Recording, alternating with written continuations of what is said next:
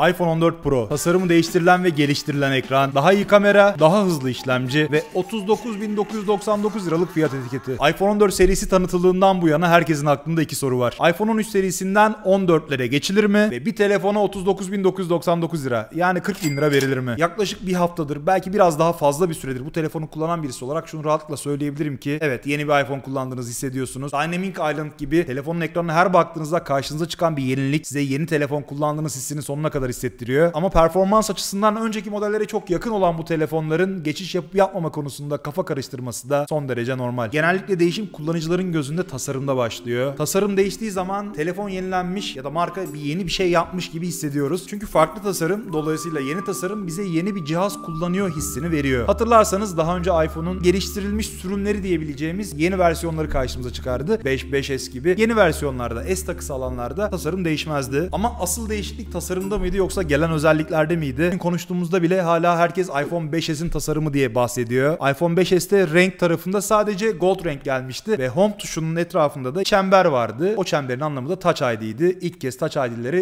iPhone 5S modellerinde kullanmıştık ve bence deneyime, kullanıcı deneyimine inanılmaz katkı sağlayan bir yenilikti. iPhone 5 mi yoksa 5S mi asıl yeniliklerle gelen modeldi? Siz bunu düşünürken ben 15 yıl önceki ilk iPhone'umla yeni iPhone 14 Pro'yu yan yana göstermek istiyorum. Evet, donanımda birçok değişiklik var. Artık teknoloji çok değişti ama tasarıma geçerken şu ikisinin arasındaki tasarımsal farkı da göstermek lazım.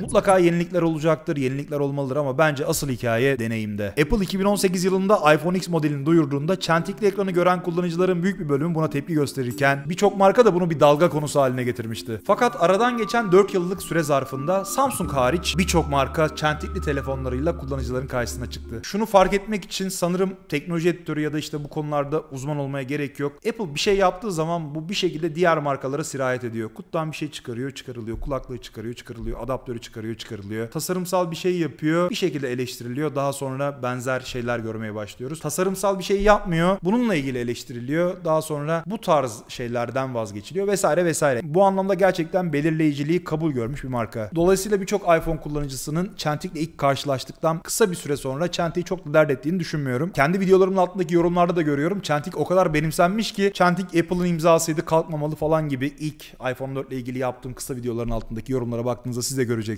Benzer yorumlar var. Fakat Apple her yıl çentiği küçültmek için yeni adımlar attı. Bu yıl çentiksiz bir iPhone'la karşımıza çıkacağı da zaten beklenen bir durumdu. Bununla ilgili ben önceki videolarda da daha iPhone 14 serisi tanıtılmadan önceki videolarımda da beklentileri ve sızıntıları paylaşmıştım. Ve beklendiği gibi Apple iPhone 14 Pro ve Pro Max modellerinde hub şeklindeki yeni tasarımla yani Dynamic Island'la karşımıza çıktı. Dynamic Island'ı belki de doğal bir kusuru, bir zorunluluğu fırsata çevirme olarak da tanımlayabiliriz. Normal şartlarda ekranın üst kısmındaki bu yapı hub şeklinde değil ki gün ışığının yüksek seviyede olduğu durumlarda bu görülebiliyor. Apple iOS işletim sisteminde yaptığı geliştirme ile bu bölümün hub şeklinde yani bir bütün halinde görünmesini sağladı ve animasyonlarla çok daha işlevsel bir alan haline getirdi. Spotify'dan navigasyona ve Face ID'ye kadar neredeyse tüm işlemlerde Dynamic Island animasyonları karşımıza çıkıyor. AirDrop'la veri alırken, ekran kaydı yaparken ve daha birçok işlemde Dynamic Island'ın gerçekten dinamik bir şekilde çalıştığını görüyorsunuz. Ayrıca bu alanı kullanarak oynayabildiğiniz oyunlar ve çeşitli animasyonlar da App Store'da yerini almaya başladı. İlk bulduğum oyunları paylaştım arkadaşlar. YouTube'da Shorts bölümünde ve Instagram hesabımda bu videoları bulabilirsiniz. Yenilikler oldukça paylaşmaya devam edeceğim. Az önce de belirttiğim gibi bu alan yazılımsal olarak maskeleniyor. Fakat düşünülenin aksine tek değil 2 bölümden oluşuyor. Bölümlerden birisi ön kameraya, diğeri ise Face ID'ye ev sahipliği yapıyor. Ekrandaki bu iki delik arasında işlevsel pikseller var. Fakat bunlar çok nadiren aydınlanıyor. Ara sıra mikrofon ve kamera göstergesi için. Bence Apple'ın ekran çentiğini kullanarak bu tasarıma geçiş yapması görsellik açısından çok iyi olsa da işlevsellik tarafında bazı handikaplar var. Dynamic Island'ın işlevsel olmadığını söylemiyorum. Fakat ekranda kapladığı alan olarak baktığımızda çentikten daha fazla alan kaplıyor. Dolayısıyla çok hoş görünmesine rağmen çentiğe kıyasla daha fazla alanı ekran kullanımı anlamında işlevsiz bırakıyor. Tabii bir taraftan da çentiği bir noktadan sonra görmüyordunuz. Yani kullanırken çentiği ben artık orada olduğunu unutuyordum. Ama Dynamic Island'ı unutmak mümkün değil. Ekrana bakmadığımda bile şurada bir şeyler sanki hareket ediyormuş gibi. Bunu kötü anlamda söylemiyorum. Dynamic Island görevini yapıyor ve yeni iPhone'lara aslında karakteristik bir özellik özellik de katıyor. Dolayısıyla bir süre kullandıktan sonra Dynamic Island olmayan bir modeli kullandığımda muhtemelen eksikliğini bile hissedebilirim. Tabii alışmaya da bağlı. Bu görsel bir detay olduğu için muhtemelen sevenler kadar sevmeyenler de olabilir. Ama ben çok da eleştirileceğini düşünmüyorum açıkçası. Tasarımdaki bir diğer yenilik, bir diğer ayırt edici özellik de yeni renk arkadaşlar. Deep Purple, derin mor rengi. Kullanıcıların yeni bir iPhone'a sahip olduklarını belki gösterebilmeleri, belki de hissedebilmeleri için, ki hissetmek için bence renge gerek yok. Ama her yıl yeni bir renk sunuluyor arkadaşlar. Hatta yılda ikinci bir renk de sunuluyor. Geçen sene gördüğümüz gibi. Tasarım değişmese de bu yeni renkler aslında yeni algısını güçlendirmeye yardımcı oluyor. Yani yeşil iPhone 13 Pro Max aldığınızda bile yeni bir şey kullanıyormuş gibi hissedebiliyorsunuz. Bu tarz ayırt edici ve belirleyici renklerde zaten bu amaçlarla üretiliyor. Geçtiğimiz yıl 13 Pro serisinde Sierra Blue benim favori rengimdi ve yine lansman rengiydi. Öne çıkan renk oydu. Daha sonra yeşil renkli 13 Pro ve Pro Max modelleri geldiğinde de onların da çok beğenildiğini hatırlıyorum. Bu seneki modellerin yani iPhone 14 serisinin gözdesi de Deep Purple oldu. Derin mor seçeneği bence oldukça hoş görünüyor. Şöyle siz de görebilirsiniz arkadaşlar. Bence kötü yorum yapacak olan yoktur. Aylar sonra yeni bir renk yine çıkar mı bilemiyorum ama zaten 14 Pro'nun yeni bir telefon olduğunu hissetmeniz için rengine ihtiyacınız yok. Dynamic Island bunu sonuna kadar size hissettiriyor. Yeni bir telefon kullandığını hissetmek ya da yeni bir telefon kullandığını göstermek için telefon alınır mı? Bu başka bir konu. Bence kesinlikle alınmaz. Ama zaten yani bugün siz iPhone 13 de alsanız, mesela iPhone 11'den iPhone 13'e geçtiğinizde de yeni bir telefon almış oluyorsunuz ve kendiniz için de bir yenilik oluyor. Çünkü siz daha önce daha alt bir model kullanmış oluyorsunuz. Dolayısıyla ihtiyaca göre tercih yapmak tabii ki en doğrusu arkadaşlar. Renklerde birkaç fark daha var. Grafit renk yerini uzay siyahına bıraktı. Zaten grafit rengi ben çok tutmuyordum. Siyah çok daha güzel olmuş. Pro modellerde paslanmaz çelik çerçeve kullanılmaya devam ediliyor. Bu sağlamlık ve görsellik açısından oldukça hoş. Fakat bu çerçeveyi temizlemek kolay olsa da temiz tutmak neredeyse imkansız. Kılıfsız kullanımda parmak izleri anında çerçevede boy gösteriyor arkadaşlar. Ve bunu engellemek için şu anda yapılabilecek bir şey yok. Sürekli siliyorum ama sürekli yeni parmak izleri oluşuyor. Bunun dışında güç düğmesi sağda, ses açma kapama düğmeleri ise sol tarafta yer almaya devam ediyor. Apple geçtiğimiz yıl olduğu gibi bu yılda düğmelerin konumuna 1-2 mm değişiklik yaparken kamera çıkıntısının alanını da genişlettiği için iPhone 13 Pro aksesuarları iPhone 14 Pro'lara olmuyor arkadaşlar. Hani bu anlamda bir sürü yorum görüyoruz. İşte 1 milim aşağı alıyorlar ki yeni kılıf alalım falan filan diye ama arkasında bence kesinlikle başka bir arge vardır. Başka bir çalışma vardır. Onun için uğraşıp da onu 1 milim aşağı alacaklarını pek düşünmüyorum. Zaten kamera modülü de büyüdüğü için tek fark o değil. Bu değişiklikleri yeni iPhone satın alanlar yeni aksesuarlar satın almaya zorlanıyor şeklinde yorumlayıp yorumlamamak size kalmış arkadaşlar. Düşüncelerinizi yorumlarda belirtebilirsiniz. IP68 sertifikası sayesinde 6 metre derinlikte 30 dakika suya dayanıklı olan iPhone 14 serisinde Ceramic Shield yani seramik kalkan kullanılmaya devam ediyor. Apple'ın iddiasına göre bu telefonun camını herhangi bir akıllı telefona kıyasla çok daha sağlam hale getiriyor. Fakat tabii ki bu kırılmayacağı anlamına gelmiyor. Tıpkı su geçirmede olduğu gibi dikkatli kullanmakta, kılıfla kullanmakta yarar var arkadaşlar. Ve mümkün olduğunca telefonunuzu düşürmemeye çalışın. Çünkü kamerasına ya da ekranına zarar geldiğinde deneyime direkt yansıyan bir durum olabiliyor. Mesela şu an aklıma geldi. Böyle bir durumda kameranın çizilmesini mi, kamera lensinin çizilmesini mi yoksa ekranın çizilmesini mi daha sindirilebilir bulursunuz? Hangisine daha az üzülürsünüz? Onu yazabilirsiniz. Bu arada ben telefonla sıkça havuza giren biriyim. Havuzda işte denizde tavsiye etmiyorum tabii ama suyun altında birçok çekim yapıyorum, paylaşıyorum, görüyorsunuzdur. Yapıyorum ama önermiyorum, onu söyleyeyim. Dediğim gibi kılıfla güvenli bir şekilde kullanmakta yarar var arkadaşlar. Suya da gerekmedikçe sokmayın. En azından yağmur altında konuşmak zorunda kaldığınızda ya da işte kazara bir durum olduğunda içinizin rahat edeceği bir sertifikası var. Ama özellikle denize girmenizi hiç tavsiye etmiyorum. Çünkü denize girdiğiniz anda suyun yanında tuz da devreye giriyor ve hiçbir cihazı tuzlu suya sokmanızı asla tavsiye etmiyorum. Cihazın arka tarafına baktığımızda kamera çıkıntısının daha da büyümüş olduğunu görüyoruz. Bence tam şu anda kamerayı değiştirelim. Artık bundan sonrasında iPhone 4 Pro'nun kameralarıyla devam edelim arkadaşlar. Şu anda Filmic Pro uygulamasıyla iPhone 13 ile çekim yapıyorum. Mutlaka bir fark göreceksiniz. Yine Filmic Pro ile çekeceğim. Bir noktadan sonra da normal kendi kamerasına döneceğim ama videonun bundan sonraki kısmının tamamını iPhone 4 Pro'nun kameralarından izleyeceksiniz.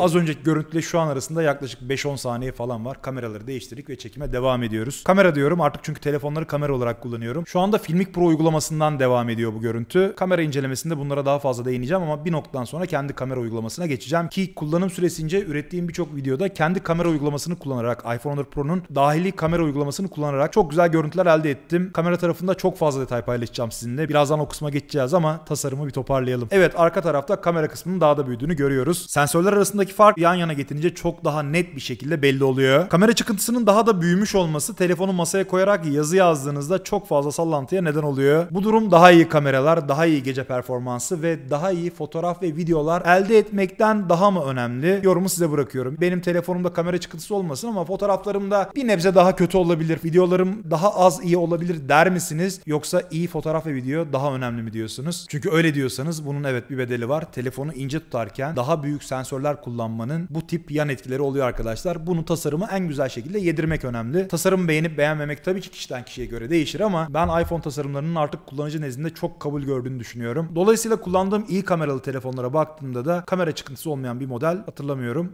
Keşke olmasa, keşke daha ince yapıda daha iyi performanslar elde edebileceğimiz yeni tasarımlar karşımıza çıksa ve masaya koyduğumuzda zarf gibi, jilet gibi dümdüz duran telefonlarımız mükemmel fotoğraflar, videolar çekebilse. Ama şu anda elimizdeki malzeme bu arkadaşlar. Kameraların büyük olması beni değil üzmek, bilakis mutlu eden bir konu. Kamera çıkıntısı ise yüzeylerdeki o negatif durum dışında beni çok da rahatsız etmiyor. Evet, tasarımla ilgili renk ve ön taraftaki Dynamic Island dışında belirleyici, ilk bakışta dikkat çekici çok bir fark göremiyoruz. Önceki modelle kıyasladığımızda özellikle Dynamic Island artık bu iPhone 14 Pro ve Pro Max'in imzası olmuş gibi. Dolayısıyla yeni bir telefon aldım diye hava atmak isteyenler, hala bunun için telefon alan var mı diyeceğim ama hala bunun için telefon alan var. Bunu biliyoruz. Bu arkadaşlar artık telefonlarını arkası görünecek şekilde değil, önü görünecek şekilde masaya koymak isteyecekler. Ve hep açık ekran modu açık olmalı ki o Dynamic Island görünsün ve hani telefonun iPhone 14 Pro olduğu, Pro Max olduğu belli olsun. Boyutlara baktığımızda da yine çok küçük değişiklikler görüyoruz. 147.5 mm yüksekliğe, 71.5 mm genişliğe ve 7.9 mm kalınlığa sahip olan iPhone 14 Pro, 13 Pro'ya kıyasla sadece 1 mm daha uzun ve 0.2 mm daha kalın. Ağırlık sadece 2 gram artmış olsa da telefon toplam ağırlığı 206 gram seviyesinde. Yani rakiplerine kıyasla iPhone 14 Pro daha ağır bir telefon. Fakat ben bunu da bir olumsuzluk olarak görmüyorum. Çünkü telefonun daha ağır olması, 500 gram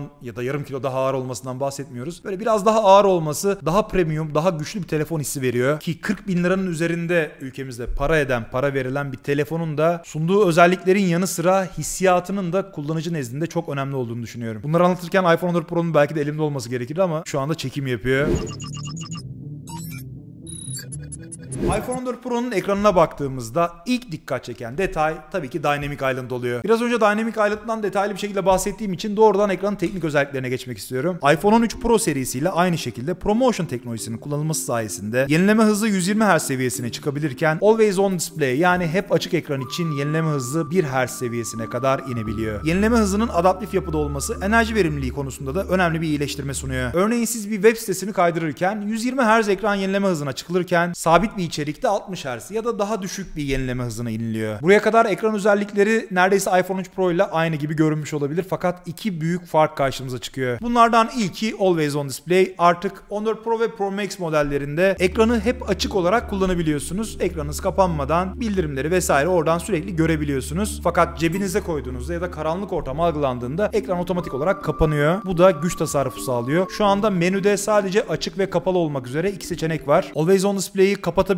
ya da her zaman açık kalmasını sağlayabiliyorsunuz. Dediğim gibi cebinize koyduğunuzda vesaire sensörler bunu algılayıp ekstra güç tüketiminin önüne geçiyor. Ya da rahatsız etme moduna geçtiğinizde daha soluk bir hep açık ekran sizi karşılıyor. iPhone 14 Pro ve Pro Max'in ekranı 2000 nit seviyesine ulaşabilen parlaklık değeriyle en yoğun güneşin altında bile ekranı çok rahat bir şekilde görebilmenizi sağlıyor. iPhone'larda performans konusunda herhalde uzun yıllardır bir sorun yaşayan kimseyle karşılaşmamışsınızdır. Tabii şimdi kalkıp da bunu kullanmaya çalışırsam o zaman bir performans sorunu yaşarım. Ama şununla ilgili YouTube'daki kısa videomun altında bile şu an kullandığım Android telefondan daha iyi gibi belki esprisine belki de gönderme yapmak için yorumlar var. Yeni iPhone'larda gerçekten performans iyi arkadaşlar. 13 Pro'da, 13'te, 12 Pro'da, 11 Pro'da performansla ilgili problem yaşayan kimsenin olduğunu ben görmedim. Dolayısıyla performans kısmını anlatırken sizlerden de yenilik olarak bir iPhone'da performans tarafında nasıl bir iyileştirme, nasıl bir güçlendirme beklediğinizi de yazmanızı istiyorum. iPhone 14 Pro ve Pro Max gücünü TSMC'nin 4 nanometre fabrikasyon süreciyle üretilen Apple A16 Bionic işlemcisinden alıyor. 16 milyar transistöre ev sahipliği yapan ve 6 çekirdekli yapıda olan bu işlemci saniyede 17 trilyon işlem yapabilen 16 çekirdekli bir Neural Engine'i de bünyesinde barındırıyor. Yeni Apple A16 Bionic chip sadece 14 Pro ve Pro Max modellerinin kalbinde yer alıyor. Bildiğiniz gibi Pro olmayan modellerde A15 Bionic işlemci yer alıyor. A16 Bionic'teki işlemci çekirdeklerinden 2 tanesi 3.46 GHz hızında çalışırken 4 tanesi 2.02 GHz hızında çalışıyor. Apple bu işlemcinin rakiplerine kıyasla %40 daha hızlı olduğunu belirtiyor. Yüksek performanslı iki çekirdeğin ise A15'e kıyasla %20 daha az güç tükettiğini vurguluyor. 5 çekirdekli Apple GPU yani grafik birimi ise %50 daha yüksek band genişliği sunarken hücresel bağlantı için Qualcomm X65 5G modem kullanılıyor. 13 Pro serisiyle benzer şekilde bu telefonlarda da 6 GB RAM kullanılıyor. kullanılıyor. Fakat LPDDR5'e geçiş sayesinde artık %50 daha fazla band genişliği sunuluyor. Evet, A16 Bionic daha güçlü bir işlemci. Fakat A15 ile kıyasladığımızda çok dikkat çekici, çok büyük bir farkı yok ki Apple'la zaten lansmanda dikkat ettiyseniz yeni işlemciyi anlatırken iPhone 11 Pro'nun işlemcisiyle kıyasladı. Açık söylemek gerekirse bu beni epey şaşırttı. Hala neden böyle bir şey yapıldığını anlamış değilim. Kullanıcı tarafından baktığımızda zaten biz benchmark testleri şunlar bunlar yapmıyoruz. Günün sonunda deneyim önemli. Nasıl bir limitle karşı karşıya olduğumuz ve nerede kısıtlandığımız önemli. Bu cihazlarda da böyle şeyler yaşamadığımız için zaten problem yok. Bu işlemciler sizin en iyi oyunları en iyi şekilde oynamanızı ya da benim gibi yüksek kalitede videoları editlemenizi uzun süredir mümkün hale getirmiş işlemciler. Tabii video boyutları büyüyor, video kaliteleri büyüyor vesaire. Bununla birlikte işlemciler de yenileniyor. Ama zaten güçlü kameralarla çekim yapabilmek için de güçlü işlemciye ihtiyaç var. Yani şu telefon kaç dakikadır mesela 4K 60 FPS video kaydı yapıyor ve Filmic Pro üzerinden yapıyor. Orada seçtiğim kalite de Filmic Quality. Yani iPhone'un kendi çektiği kaliteden bir tık daha yukarıda. Dolayısıyla işlemcinin gücünden sonuna kadar istifade eden bir şey yapıyorum. Bu arada kamera uygulamasıyla da çekilen görüntüler tabii ki çok iyi. Arada bazen hissedilecek farklar bile olmuyor. Ama orada tabii bazı ayarları yapabildiğim için ben Filmic Pro'yu kullanıyorum. Hatta şimdi bundan sonraki kısımda Filmic Pro'dan çıkıp iPhone'un kendi kamera uygulamasıyla, iPhone 4 Pro'nun kendi kamera uygulamasıyla 4K 60 FPS olarak devam edelim. Bakalım arada bir fark görecek misiniz? Sonrasında işlemciyi anlatmaya devam edeceğim. Fark var mı? Şu anda cihaz aynı ama mesela kamera uygulaması değişti. Kamera da aynı aslında. Aynı kamerayla çekim yapıyor. Filmic Pro'dan çıkıp iPhone'un kendi kamera uygulamasıyla 4K 60 FPS HDR video kaydı yapıyorum. İşlemciden konuşuyoruz ama kameraların iyi performans göstermesi için de güçlü işlemcilere ihtiyaç var arkadaşlar. Dakikalarca, saatlerce kayıt yapabilen, 4K 60 FPS kayıt yapabilen kameralardan bahsediyoruz. Ve iPhone'lar benim çok uzun süre önce de test ettiğim modellerinden bu yana bataryası bitene ya da depolaması dolana kadar bu şekilde kayıt yapabiliyor. Şimdi işlemciyi anlatmaya devam edeceğim ama en azından bu şekilde de telefonu incelerken, telefonla ilgili deneyimleri anlatırken kamera incelemesini de interaktif bir şekilde videonun tamamına yaymış oluyoruz. Şimdi rakamlarla konuşacak olursak A15'e göre tek çekirdekte %7, çoklu çekirdekte ise yaklaşık %12 performans artışı söz konusu. Peki son kullanıcının bunu hissetmesi mümkün mü? Şu aşamada bence pek de değil. Tabi olaya sadece işlemci çekirdekleri ve bunların hızlarıyla bakmamak lazım. Görüntü sinyal işlemcisini iyileştiren Apple bu sayede fotoğraf konusundaki başarısını arttırırken 4 milyona kadar işlem gücü sunuyor. Always on display yani hep açık ekranı yazılımla kontrol etmek mümkünken A16 Bionic'te yeni bir ekran motoru kullanıldı.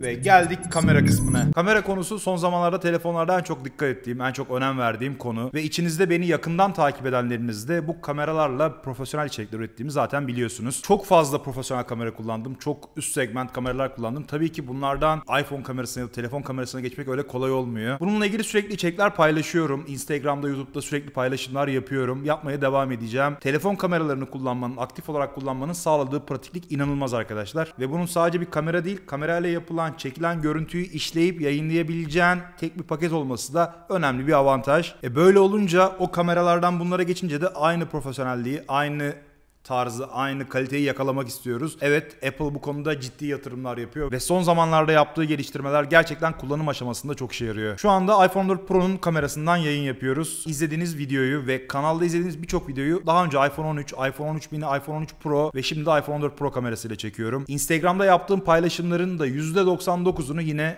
iPhone kamerasıyla çekiyorum arkadaşlar. Ve birçoğunu da başka bir cihaza aktarmadan zaman zaman Mac'e aktarıp Final Cut'ta yapıyorum ama zaman zaman da tamamen iPhone içerisinde hazırlayıp paylaşıyorum. Bunu iPhone 11'de de yapıyordum. O zaman da 4K 60 kare videoları çekip iPhone'da editleyip LumaFusion'la paylaşıyordum. Bugün de aynı şekilde iPhone 13'te, iPhone 14'te vesaire bunları yapıyorum. Özellikle videolarda görüntü kaliteleri gün be gün artıyor arkadaşlar. Dolayısıyla elinizdeki cihazın bu kalitede videoları işleyecek kapasitede olması önemli. Fakat performans kısmında da bahsettiğim gibi zaten bu kalitede görüntü çekebilmek için güçlü işlemcilere ihtiyaç var. Dolayısıyla Apple'ın da işlemcilerinin bu konudaki başarısı zaten tartışılmaz. Peki iPhone 4 Pro'nun kameralarının iPhone 13 Pro ya da önceki diğer iPhone'lara göre ne gibi avantajları var? Ya da sizin soracağınız tabirle kamerası için iPhone 14 Pro alınır mı? iPhone 14 Pro, 11 Pro'dan bu yana piyasaya sürülen tüm Pro modellerle benzer şekilde 3'ü arkada, biri önde olmak üzere toplam 4 kamerayla karşımıza çıkıyor. Kamera sensörlerini bu yıl daha da büyüten Apple, telefoto kamera dışında tümünü çeşitli şekillerde iyileştirdi. Yıllardır 12 megapiksel çözünürlüğü tercih eden Apple, nihayet iPhone 4 Pro ve Pro Max modellerinde ana kamerayı 48 megapiksel seviyesine çıkardı. 48 megapiksel çözünürlüğü çözünürlüğündeki ana kamera sensörü 1/1.28 inç büyüklüğe ve f1.78 diyaframa sahip. Quad piksel teknolojisi sayesinde her 4 pikselin birleştirilmesi sonucunda 1 piksel elde ediliyor ve bu sayede 12 megapiksel çözünürlüğünde fotoğraflar ortaya çıkıyor. Tabi isteyen kullanıcılar 48 megapiksel RAW fotoğraflar da çekebiliyor. 48 megapikseli açmak için yapmanız gereken basit bir işlem var. Ayarlar menüsüne girip kamera kısmında biçimlere giriyoruz ve orada Apple Pro RAW seçeneğini aktif hale getiriyoruz. Hemen altında 48 ve 12 megapiksel seçeneğini göreceksiniz. 48 megapiksel seçilir zaten. Artık kamera uygulamasını açıp fotoğraf çekmek istediğinizde yukarıda RAW seçeneğini de göreceksiniz ve 48 megapiksel fotoğraflar çekebileceksiniz. İkinci nesil görüntü sabitleme ile titremelere karşı çok daha iyi stabilizasyon sunan yüksek çözünürlüklü ana kamera yakınlaştırma seçeneklerini de genişletti. Artık kamera uygulamasını açtığınızda 2x yakınlaştırma seçeneğini de göreceksiniz. Önceki modellerde 0.5x ile geniş açı, 1x ile normal açı ve 3x ile optik yakınlaştırma seçenekleri bulunuyordu. Ultra geniş açılı kamera yine 12 megapiksel çözünürlüğünde fakat 1.4 mikron piksel büyüklüğüne sahip olan yeni 14 mm f2.2 sensör sayesinde daha keskin görüntüler sunabiliyor. Telefoto kamerada herhangi bir iyileştirme bulunmuyor. 12 megapiksel çözünürlüğe ve f2.8 diyaframa sahip olan kamera 3x optik yakınlaştırma sağlamaya devam ediyor. Photonic Engine ile fotoğraf işleme konusundaki yetenekleri çok daha ileri seviyeye taşıyan Apple, iPhone 14 Pro'da iPhone 13 serisine kıyasla çok daha yüksek bir düşük ışık performansı sergiliyor. Tüm kameralar sinematik mod ve HDR video desteğine sahip. Bu sayede 4K 60 FPS videolar çekmenize izin verilirken sinematik moda geçiş yaptığınızda 4K 30 FPS HDR videolar çekebiliyorsunuz. Artık sinematik videoları 4K'da çekebilmemiz bence güzel bir geliştirme. Kendi adıma sinematik modu daha sık kullanabileceğimi söyleyebilirim arkadaşlar. Muhtemelen sonraki iPhone modellerinde de artık 4K 60 FPS sinematik mod özelliği gelecektir diye düşünüyorum. O zaman sinematik mod çok daha keyifli hale gelecek ve tabii gün be gün geliştirileceğini düşünürsek çok daha sık kullanılacaktır. Siz sinematik modun şu anki performansı hakkında ne düşünüyorsunuz? Şu anda gördüğünüz görüntü hakkında ne düşünüyorsunuz? Ya da kullandığınız telefonda sinematik video özelliği var mı? Bunları da yorumlara yazabilirsiniz.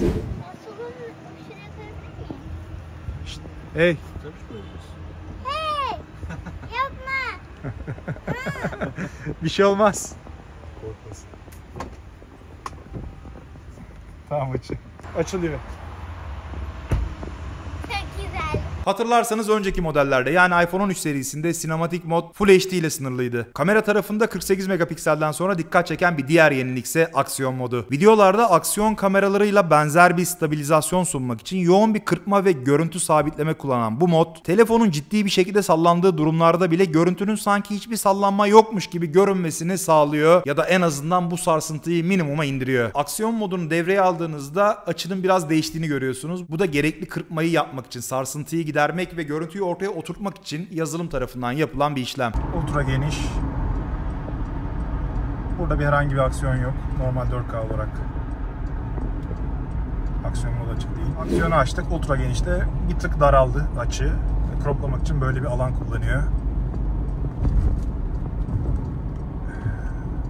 Ve güzel de sarsıldık aslında. Bilmiyorum görüntü nasıl olacak. Tabii biraz önce belirttiğim şekilde ikinci nesil görüntü sabitleme ile normal çekimlerde de kameraların stabilizasyonu çok daha iyi hale getirilmiş durumda. iPhone 14 Pro'nun ön kamerası da yine 12 megapiksel çözünürlüğe sahip. Fakat diyafram oranının f1.9 seviyesine düşürüldüğü yeni 23 mm lens sayesinde artık ön kamerada otomatik odaklama yapabiliyor. Apple etkinlikte bahsetmemiş olsa da iPhone 14 Pro'yu söken kullanıcılar ön kamerada OIS yani optik görüntü sabitleme olduğunu gördü. Bu da aslında bir telefonun ön kamerasında nadir görülen değerli bir yenilik. iPhone 14 Pro ön kamerasındayız. Deneme çekimine geldik arkadaşlar. 4K 60 FPS çekim yapıyor. Hey. iPhone 14 Pro ön kamera sinematik modundayız arkadaşlar. 4K 30 FPS sinematik modda ön kamerada da kayıt yapabiliyoruz. Daha önceki modellerde biliyorsunuz ön kamerada ve arka kamerada sinematik modda sadece 30 FPS Full HD olarak kayıt yapabiliyorduk. Artık bu 4K'ya çıktı ve sinematik videoda biraz geliştirilmiş gibi geliyor bana. Siz ne düşünüyorsunuz? Yorumlara yazabilirsiniz. Şimdi bayağı gürültülü bir ortamda yürüyoruz arkadaşlar. Arkamda trafik var, ön kamera açık ve mikrofon test ediyoruz. Ne kadar gürültü alıyorsunuz ve sesimi ne kadar net anlıyorsunuz buna bakacağız. Şimdi de arka kamera açık arkadaşlar ve 4K 60 FPS video kaydı yaparken ben kameranın diğer tarafında yani ön kameranın olduğu tarafta konuşuyorum. Muhtemelen çok fazla gürültü duyuyorsunuz çünkü yoğun bir trafik var. Gördüğünüz gibi sürekli araçlar geçiyor ve benim de sesim tabii arka tarafta kalıyor.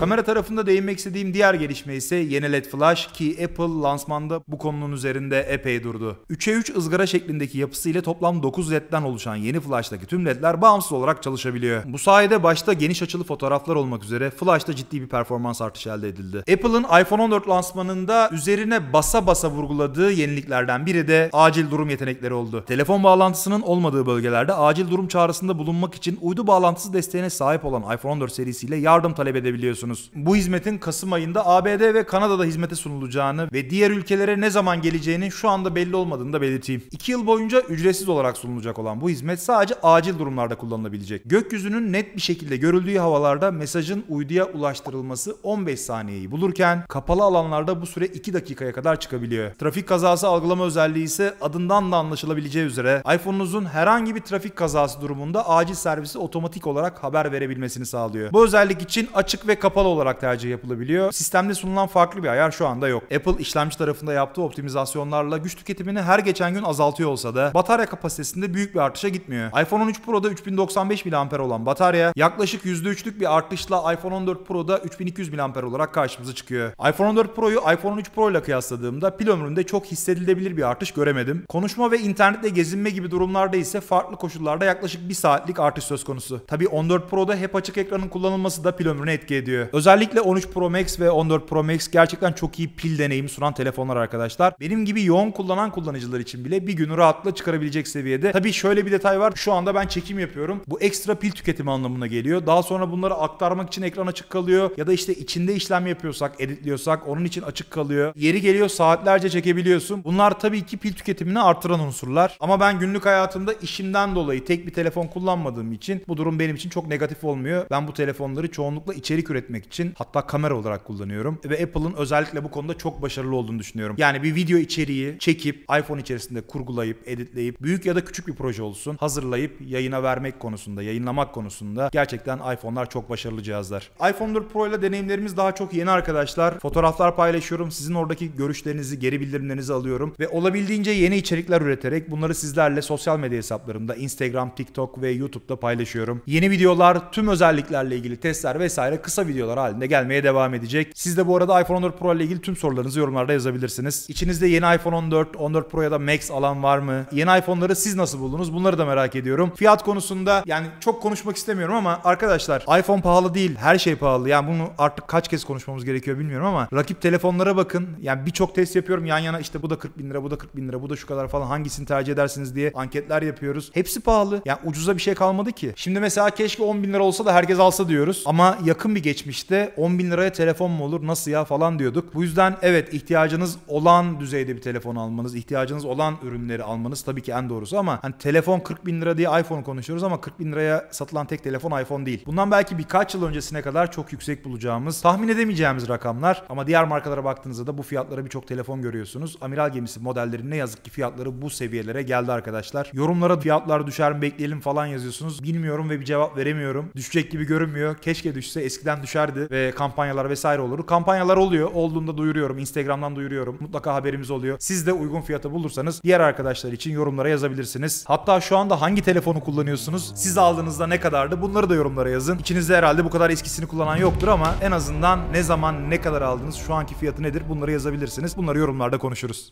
Ben Burhan Altınsoy. Sonraki bölümde görüşmek üzere. Kestik.